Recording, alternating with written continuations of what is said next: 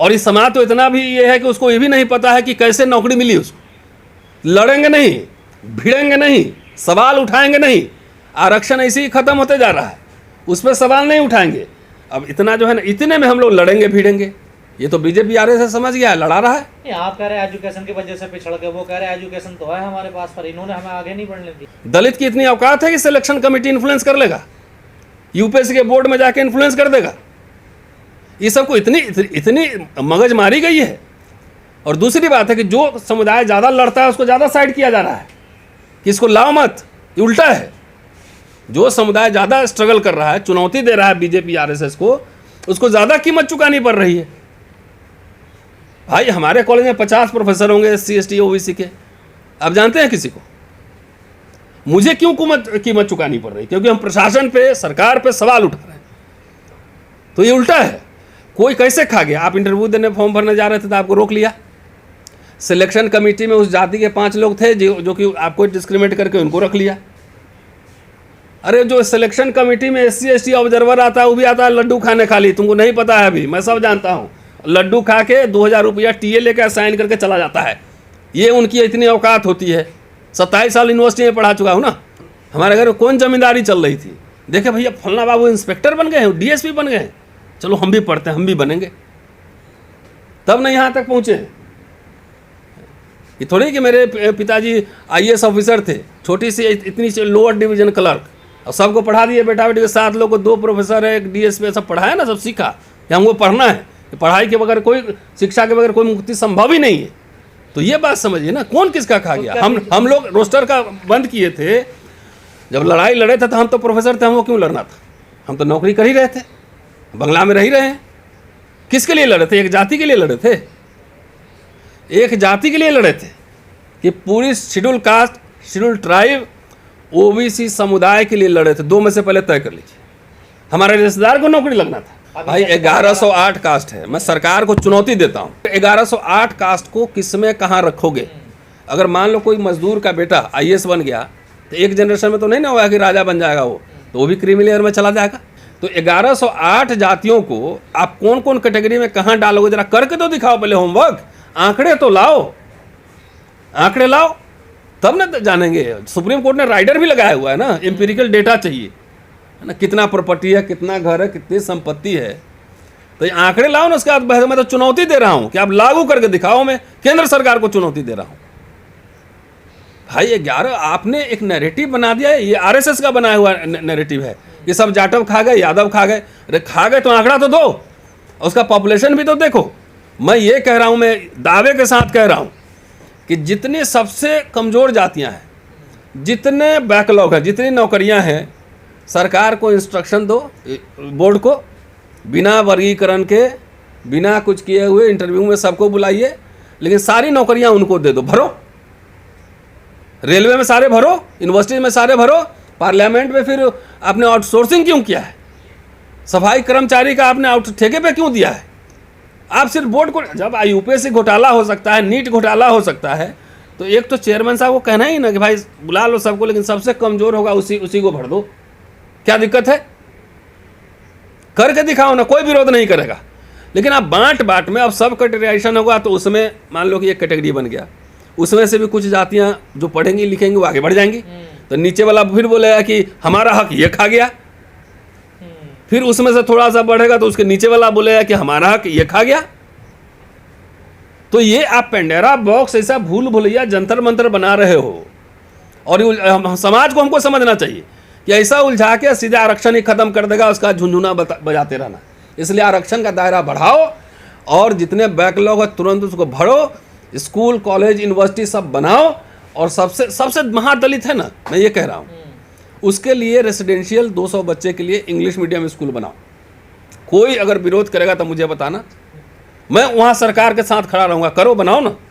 जवाहर नवोदय विद्यालय बने तो दलित आदिवासी बच्चे पढ़े कि नहीं पढ़े? उसमें पढ़े ना, क्वालिटी एजुकेशन।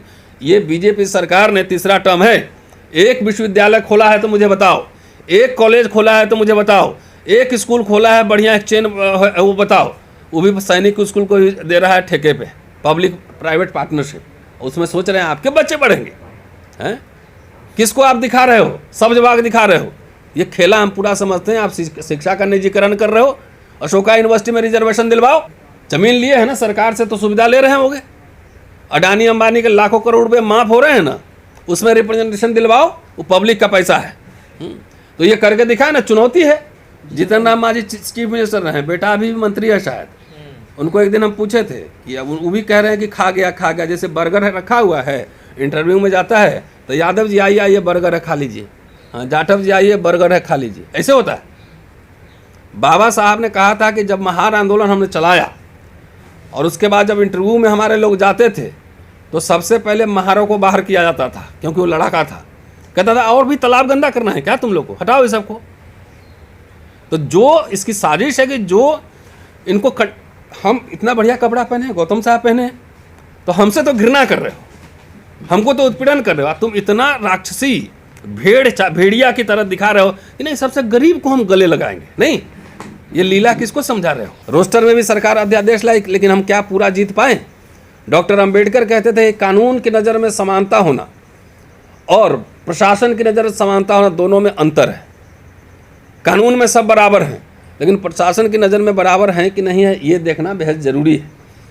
तो जो SC/ST एक्ट में हम लड़े, क्या ऑपरेशनल है, क्या शिकायत दर्ज हो रही है, क्या SC/ST जस्टिस के लिए केस के लिए कोई स्पेशल कोर्ट तैयार है, क्या स्पीडी ट्रायल हो रहा है, ये नहीं हो रहा। अभी भी एट्रोसिटी जारी है और इवन FIR तक भी दर्ज नहीं हो रहा। इसलिए मैंने कहा कि आधी लड़ाई जीते, रोस्टर का आंदोलन हम लोग जीते। आप देख रहे हैं सारे विश्वविद्यालयों में और कॉलेजों में नॉट फाउंड सुटेबल, EWS का धड़ाधड़ बढ़ा जा रहा है बिना सर्टिफिकेट ठीक से चेक किए हुए, और इनको नॉट फाउंड सुटेबल है, उसको हटा दिया, उसको हटा दिया। तो पूरी लड़ाई हम नहीं जीते। हम लोग एज ए एक्टिविस्ट, हम लोग की अपील बहुत कम है, हम लोग छोटे मोटे लोग हैं। आधी लड़ाई हम जीत दी, अब आधी लड़ाई पॉलिटिकल पार्टीज को लड़ना चाहिए कि रोस्टर पूरा कंप्लीट लागू हो रहा है कि नहीं लागू हो रहा है, ये SC/ST का केस दर्ज हो रहा है कि नहीं हो रहा है, न्याय मिल रहा है कि नहीं मिल रहा है, इस पे एक्शन प्रोग्राम पॉलिटिकल पार्टीज को तय करना चाहिए। नंबर 1। नंबर 2, आरक्षण का रिश्ता शिक्षा से है। आरक्षण दे दिया, शिक्षा स्कूल कॉलेज बर्बाद कर दिया, तो आरक्षण ले क्या करोगे, डफली बजाओगे या जाके पोस्टर लगा दोगे पीछे कि आरक्षण था हमारे लिए। एजुकेशन बर्बाद जा रहा है, स्वास्थ्य की बुरी हालत है, और SC/ST समुदाय खास तौर से OBC सेकेंड, इनकी हालत बहुत ख़राब है। इसलिए पॉलिटिकल पार्टी एक दिन कम से कम शिक्षा, स्वास्थ्य, रोजगार के मसले पर कम से कम इस तरह का आंदोलन, राष्ट्रव्यापी आंदोलन करे कि जब तक शिक्षा नहीं होगी तब तक आरक्षण का कोई मतलब नहीं है, सब कुछ खत्म है। बाबा साहब ने इसलिए कहा था शिक्षित बनो। तो एक हाथ से दे रही है और दूसरे हाथ से ले रही है, लो आरक्षण लो। हमारे इधर कहावत है कि बुर्बक लड़का के महुआ मिठाई, महुआ फल होता है ना, देखा है हमने कि बेवकूफ़ बच्चों को पकड़ा दो तो उसको रसमलाई समझ के खा लेता है। तो ये सरकार दलितों के साथ इसी तरह का जो है खेला खेल रही है।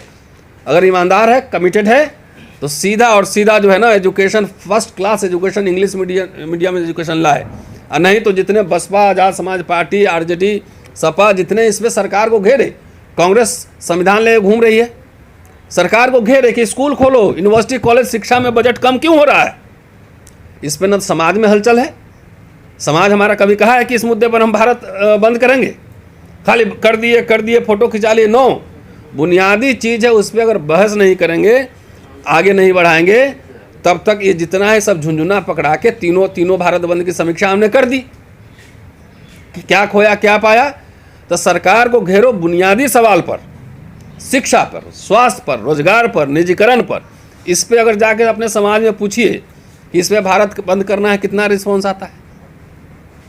तो समाज से भी अपील करेंगे कि आपको अपने बच्चों का भविष्य सुरक्षित रखना है, तो इन मुद्दों को केंद्रीय विमर्श में लाइए। हम लोग लगातार इस मुद्दे पर बोल रहे हैं, अन्यथा आरक्षण जो है ना कुछ नहीं है, फटा ढोल बन के रह जाएगा, आपको कुछ मिलने वाला नहीं है। आने वाली पीढ़ियां आपकी गुलाम बनेगी।